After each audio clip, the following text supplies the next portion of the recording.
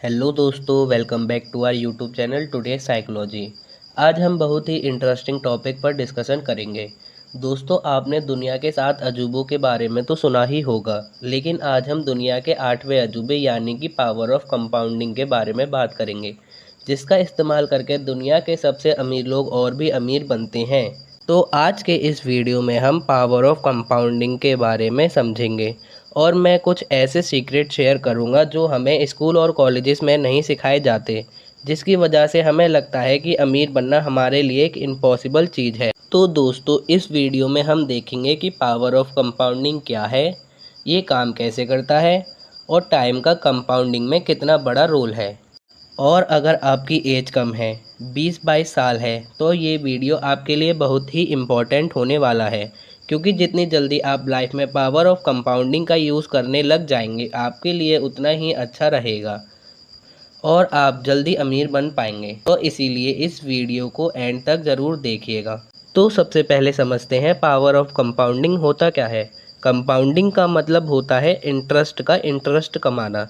जब आपके पैसे पर इंटरेस्ट मिलता है और उस इंटरेस्ट पर भी इंटरेस्ट मिलता है तो उसे कंपाउंडिंग कहते हैं। एक एग्जाम्पल की मदद से हम इसे आगे अच्छे से समझते हैं। एक बार एक कवि हुआ करता था। उसके घर की हालत इतनी खराब हुई कि घर में खाने के लाले पड़ गए। इसी कारण उसने महल में जाकर राजा से मदद मांगने का फैसला किया।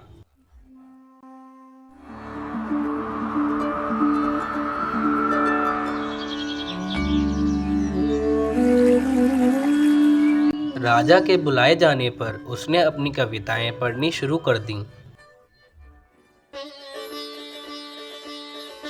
उसकी कविताएं सुनकर राजा के साथ सभी मंत्रीगण उसकी तारीफ करने लगे।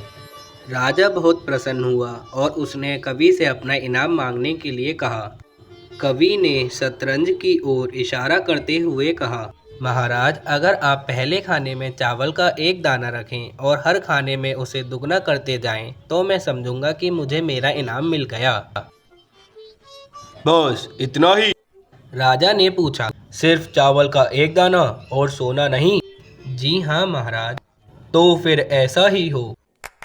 दरबारियों ने चावल के दाने रखने शुरू कर दिए।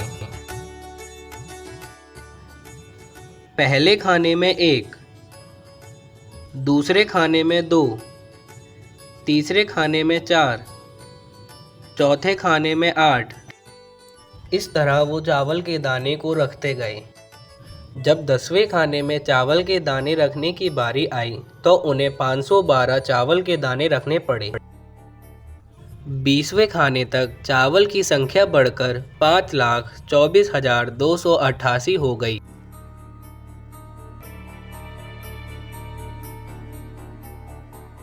आधे हिस्से तक आते आते 32वें खाने में चावल के दाने की गिनती 214,74,83,648 हो गई।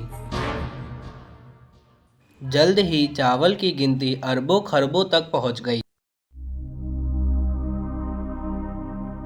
आखिरकार उस अभागी राजा को अपना पूरा राजपाट उस चतुर कवि के हाथों सौंपना पड़ा और इसकी शुरुआत सिर्फ चावल के एक दाने से हुई थी।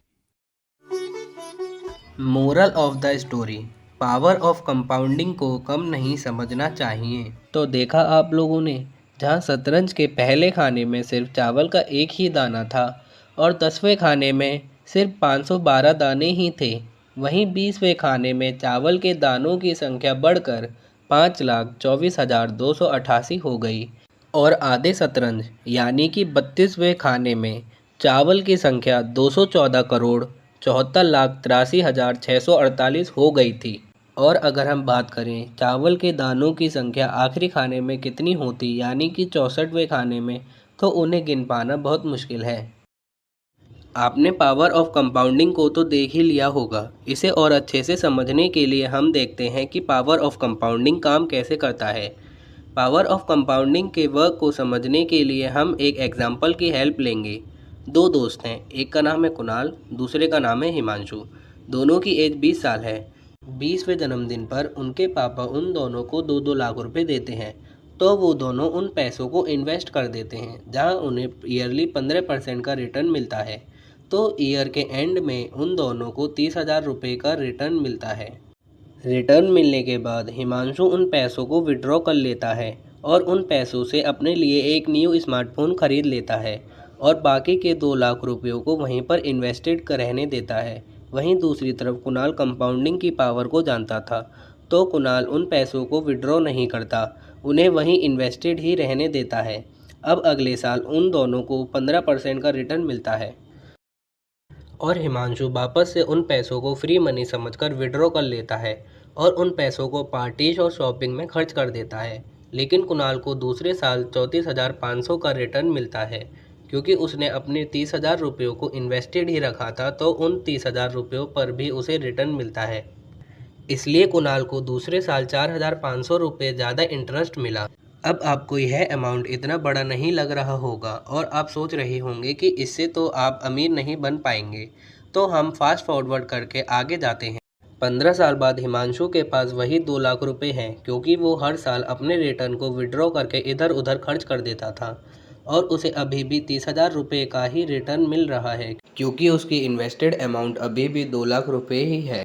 वहीं दूसरी तरफ कुणाल अपने रिटर्न को विड्रॉ नहीं करता और उन्हें इन्वेस्टेड ही रहने देता है। 15 साल बाद कुणाल के पास 16,27,412 रुपये हो जाते हैं और उसे अब 2,12,271 रुपये का रिटर्न मिल रहा है।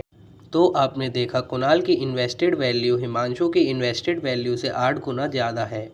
तो इसी तरह पावर ऑफ कंपाउंडिंग वर्क करता है। एक तरफ अगर आप अपने पैसे को विड्रॉ नहीं करते और उन्हें भी साथ के साथ ग्रो होने देते हैं, तो आपका पैसा कुछ ही सालों में कई गुना हो जाता है।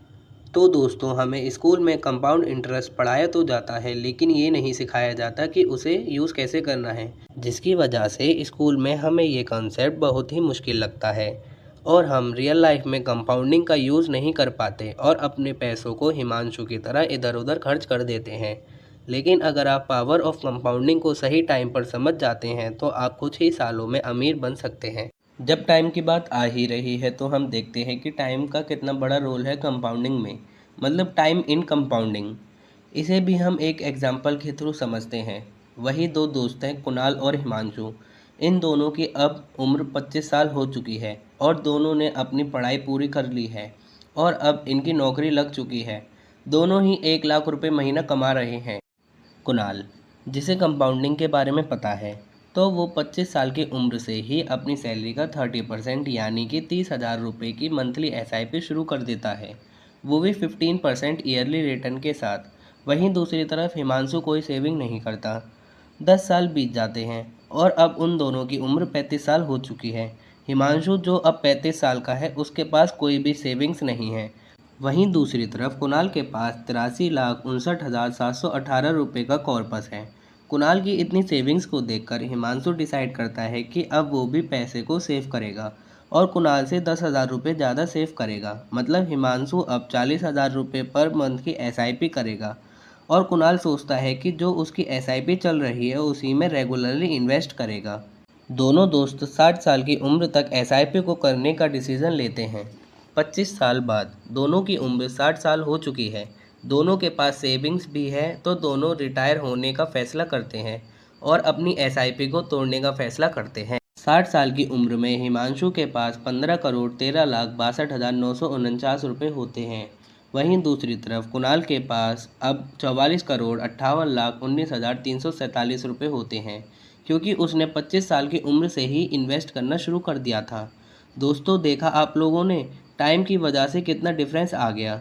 बल्कि हिमांशु ने कुणाल से 10,000 रुपये ज़्यादा इन्वेस्ट करे थे। तो दोस्तों, अगर आप भी कुणाल की तरह जल्दी इन्वेस्टमेंट स्टार्ट कर देते हैं, तो हो सकता है आप भी अमीर बन जाएं। ज़रूरी नहीं है कि आप 30,000 रुपये इन्वेस्ट करें, आप चाहें तो 1,000 रुपये से भी स्टार्ट कर सकते हैं, क्योंकि एक छोटा स्टेप आपकी लाइफ में बहुत सारे चेंजेस ला सकता है। तो दोस्तों, ये था पावर ऑफ कंपाउंडिंग का मैजिक। अगर आपको हमारी यह वीडियो अच्छी लगी हो तो लाइक करें, शेयर करें और हमारे चैनल को सब्सक्राइब करें। कमेंट सेक्शन में ज़रूर बताएं कि आपको कंपाउंडिंग के बारे में और क्या जानना है। Thank you.